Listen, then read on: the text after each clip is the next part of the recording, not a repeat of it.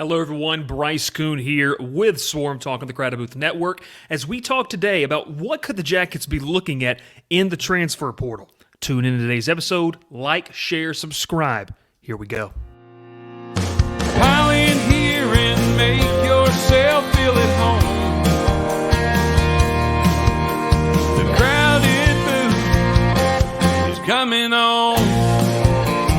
The Crowded Booth with Bryce Koon.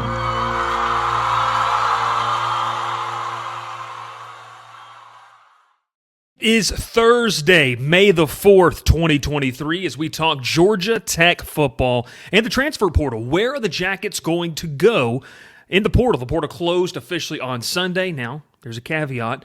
Grad transfers can still enter and go with that, obviously, that last year. But for the most part, the portal is closed. The field is set. So where do the Jackets go? My name is Bryce Koon. If you're saying, hey, who's this guy? Covered Georgia Tech for 4 seasons on the Flats in Atlanta. Have moved on now to cover the LSU Tigers. But I said, hey, you know what? Developed a great relationship with the fans. We had a fun time doing the show. Let's keep this podcast going. We're still connected. We're staying connected. And we're going to keep bringing some fantastic content for you each and every week. And as we get into the season, 3 podcasts a week dedicated just to the Jackets. I want to thank you for joining. If you're a first-time viewer, first-time listener, first-time watcher, wherever you're getting this content, make sure to hit that subscribe button. Get us to 2K subscribers. We're going to be doing a fantastic giveaway, and we may even do another call-in show where you get to interact here on the show. A little bit about this, the Crowded Booth Network. You can check us out on our channel. We do tons of content based specifically kind of around the state of Georgia, talking the Braves. We talk general college football. We also talk a little bit about everything else. But hey, we want to shout out our sponsor as we get into today, a fantastic sponsor. It's Section 103. Now, this is what you got to do. If you're a Tech fan, you know about it. If you don't, you got to go check them out at section103.com and use the coupon code CROWDEDBOOTH for 10% off your first order. It is active today. Make sure to let them know who sent you over there. Well, let's talk about this, the transfer portal. Where do the Jackets go? Where do they look? And I thought it was interesting to kind of start off with what is on the roster right now. Obviously, coming out of the spring game, you felt pretty good about the roster construction. I think a lot of people felt good about the way that this roster and team and program are trending under the direction of Brent Key in year number 1. I think it's no shock that the talent accumulation aspect has been good. It's been very good. Tech hit the portal pretty hard. So it's no surprise why a lot of people feel like, hey, are there really some needs they need to go after? And I think with a portal entry, you could definitely say so. But we're going to take a look today about, some of the positions of need and some of the names that have popped up.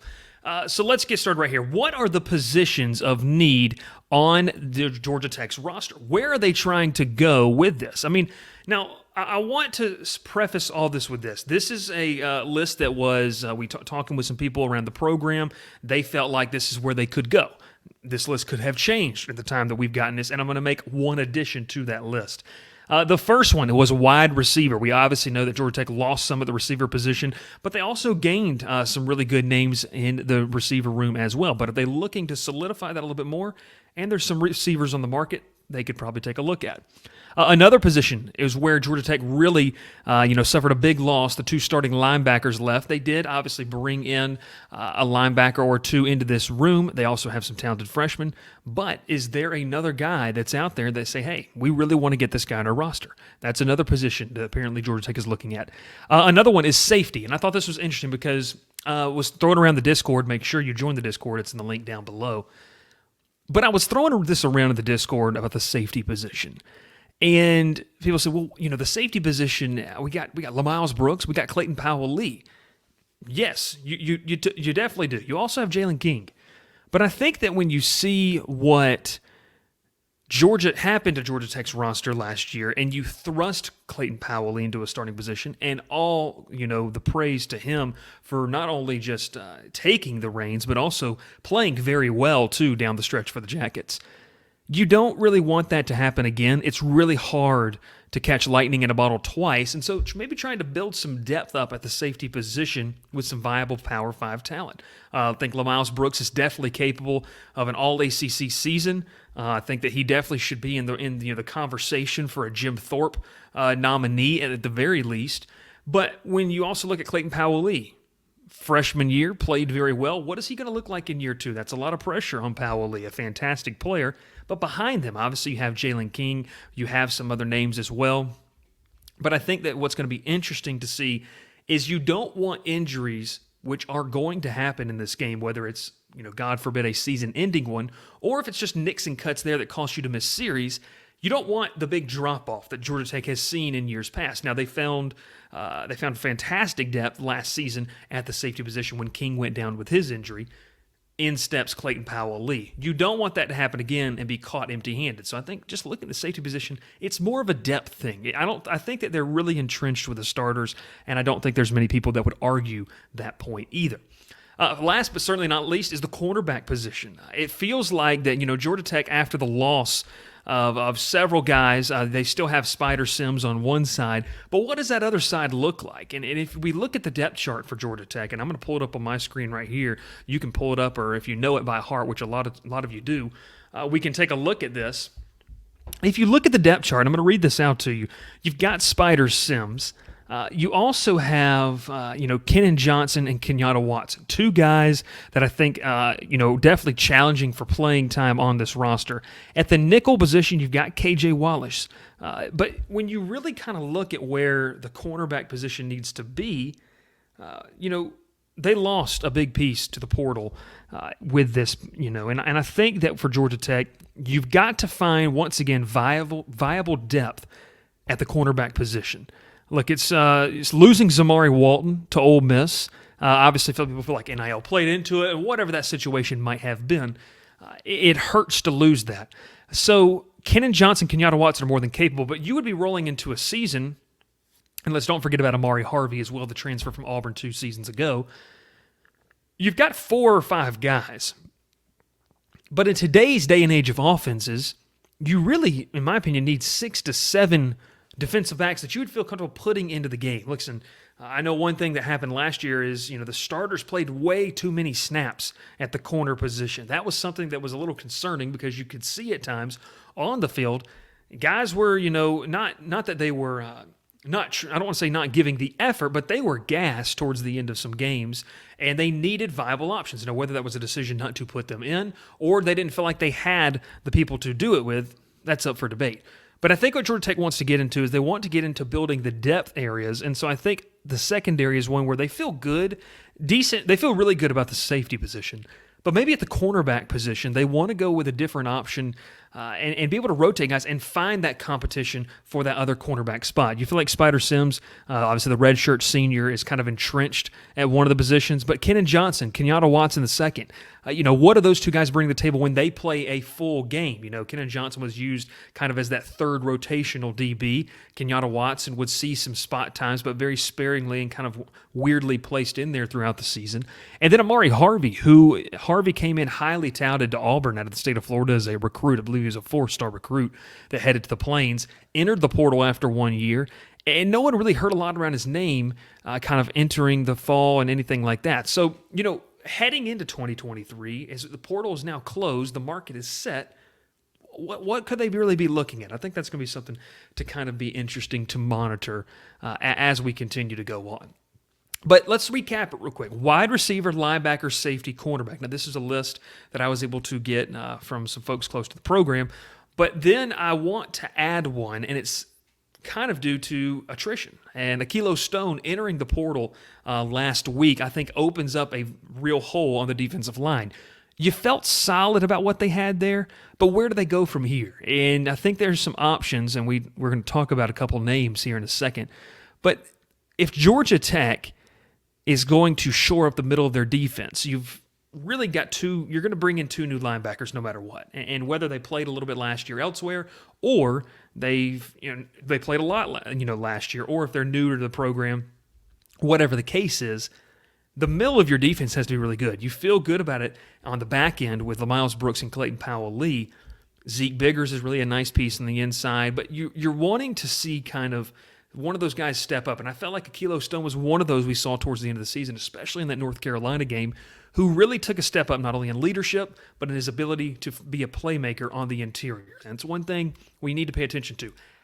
losing, I think the Kilo Stone was one of the bigger losses into the portal for Georgia Tech, because when you see what they lost, and the NFL draft just occurred, and you saw Keon White go to the Patriots, Keon White was the main source of pass rush. Now we talked about, where is it going to come? Is Zeke Biggers going to look a little bit better? Is Kyle Kennard going to be one of those guys? But when you kind of look at that defensive tackle position, I mean, look, you have Micaiah Scott, you have Reuben, the transfer from Clemson, you have Zeke Biggers, you have Daquan Dowse, you have Jason Moore. But outside of that, when you start playing deep into the season, it's another depth concern. Now, listen, I don't think at this point in the portal you're necessarily going to find that rising star talent, but I think what you can find is a key rotational piece along the front seven. And so I think that wanting to shore up the interior of the defensive line is going to be something that Brinke really wants to do. Marco Coleman is really going to want to do with this defense.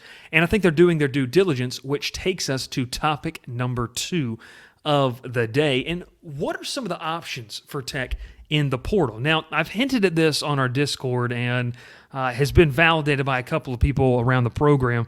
There is guarantee, they do at least, they're saying one transfer player that is going to be coming into the program post-graduation. Now, we'll see, obviously, as that name continues to, be floated around circles, we'll see how kind of that goes.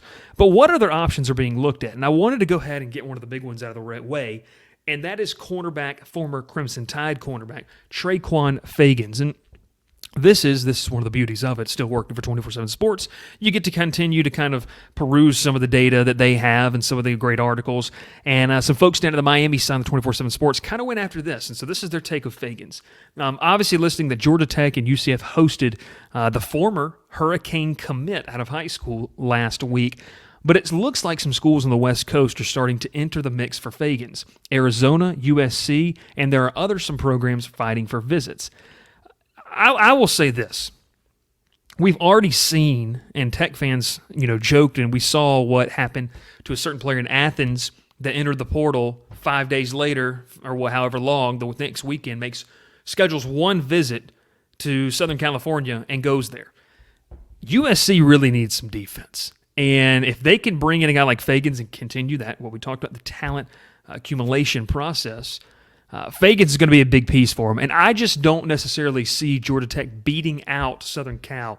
If he gets over there on a visit and he even likes what he hears from an NIL budget standpoint, from what folks can do, and listen, let's just be honest, from the marketability and the difference in the two programs right now. I mean, you have a team that made a New Year's Six Bowl last season, seemingly poised, with a reigning Heisman quarterback. You have a roster that's going to be able to elevate. You're going to get those primetime games. You're going to be able to showcase offer NFL scouts a little bit better maybe than right now at Georgia Tech and in the ACC. If you want to talk more about the ACC, check out our most recent video, though, because it is a good segue to plug that video, promo that video right there. What's wrong with the ACC? Check that out on the channel as well.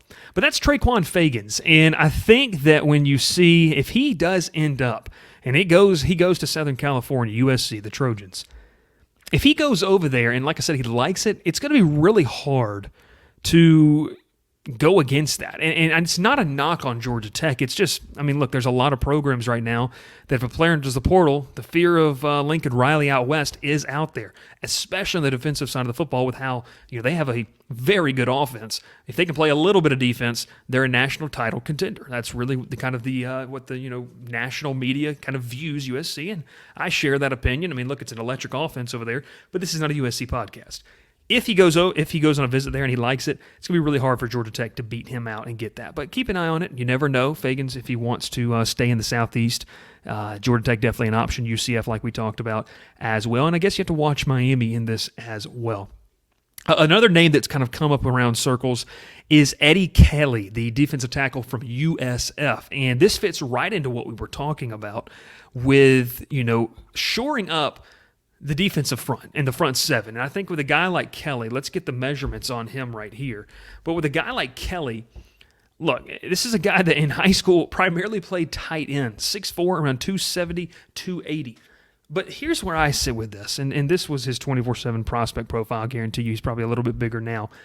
If a guy can go play tight end when he's in high school at Florida, Listen, it's going to be kind of hard, in my opinion, to say this kid's not athletic enough to be able to go and do some things. And so I think that's going to be really interesting to kind of see what happens with what they want to do on the defensive front and the front seven. Because, look, the guy's athletic enough to do it.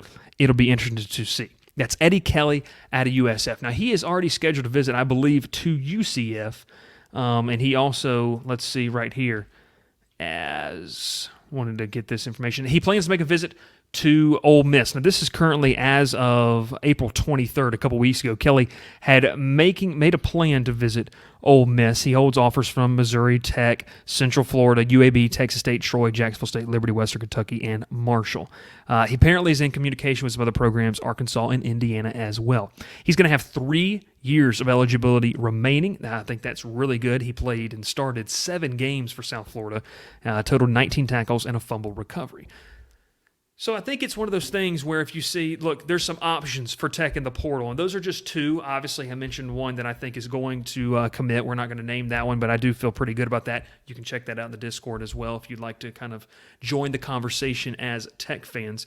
But I think when you look and see this roster as a whole and where they are at, look, this is a roster that is much improved from last year, and I said last year that roster was much improved from the year before. They're getting there. But with some of the losses they made, how do you mask that? And so I think the biggest need, in my opinion right now, is that front seven. I just really want to see how they work. We've seen Kyle Kennard, we've seen Daquan Dowse, we've seen Micaiah Scott, we've seen Zeke Biggers. But what do some of these other guys do? And is there a guy in the portal that can help as a rotational? Like, let's say that Zeke Biggers, obviously he shed some of the weight, he's gotten a little bit leaner, and let's say he develops more of a pass rushing technique on the interior. Well, now if you bring in a guy like Eddie Kelly, who I don't think anyone expects to be a star, but he can take some of the snaps, and you can use Biggers more as a pass rushing on the interior, because if you need to look in the NFL, look no further. That's kind of where a majority of the pass rush is coming from, the dominant defensive tackles that are dominating college football and moving to the NFL. Aaron Donald's one of the biggest names. Atlanta Falcons fans, Grady Jarrett. So if Zeke Biggers is going to become that, and that's just a name we're throwing out there, you need a guy that can come in and alleviate some of the snaps to keep Zeke Biggers well rested in those third down situations. So I think that, if Tech can address this front seven, but it really feels like the middle of this defense is the way they're looking. I mean, look, we talked about receiver. I feel like that they've got some great options out there.